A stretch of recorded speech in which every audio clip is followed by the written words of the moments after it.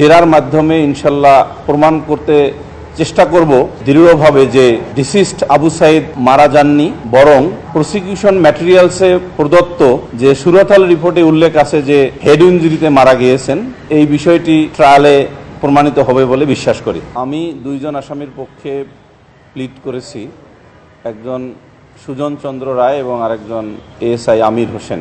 আমার এই আসামি দুইজনের বিরুদ্ধে যে চার্জ গঠন করা হয়েছে এবং যে চার্জ বাংলায় পড়ে শোনানো হয়েছে তা আমার মেমোরিতে যেটুকু ধারণ করেছি, যেটুকু বুঝেছি সেই অনুসারে বলছি যে আপনি সুজন চন্দ্র এবং আপনি আমির হোসেন গত 16/7/2024 ইংরেজি তারিখে বেলা 2:17 ঘটিকার সময় বেগম রোকেয়া বিশ্ববিদ্যালয়ের 1 নম্বর গেটের সামনে ঢাকা রংপুর রোডের পশ্চিম পার্শ্বে আন্দোলনকারী নিরস্ত্র আবু সাইদকে গুলি করে হত্যা করেছেন। এই গঠিত অভিযোগের বিপক্ষে আসামিদ্বয় তাদের নির্দোষিতা প্রকাশ করেছেন এবং বলেছেন যে তারা ন্যায় বিচারের স্বার্থে বিচার ক্লেম করেন এবং এই চার্জের পক্ষে প্রসিকিউশন যে সাক্ষ্য উপস্থাপন করবেন আগামী নির্ধারিত 27/8/2025 ইংরেজি তারিখে, তার বিপক্ষে আসামিদ্বয়ের পক্ষে জেরার মাধ্যমে ইনশাল্লাহ প্রমাণ করতে চেষ্টা করব দৃঢ়ভাবে যে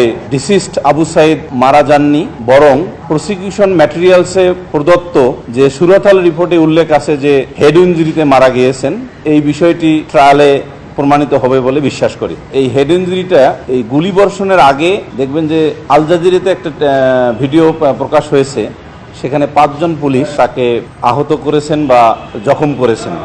যে সেই 5 জনে আমার এই 2 জন পুলিশ আসামি নেই, আমি এটুকু বলতে পারি।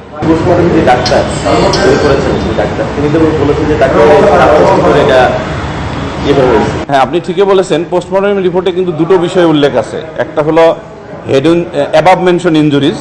অ্যাবাভ মেনশন ইনজুরিজ বলতে দুটো ইনজুরিকে ইনক্লুড করে। একটা হলো head injury as well as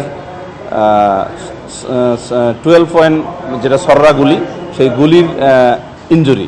এখন ট্রায়ালে প্রমাণিত হইবে যে আসলে কোন ইনজুরিটাতে ভাইটাল ছিল এবং কোন ইনজুরির কারণে তার মৃত্যু ত্বরান্বিত বা সংঘটিত হয়েছে। It's a matter of trial through the assessment of evidence.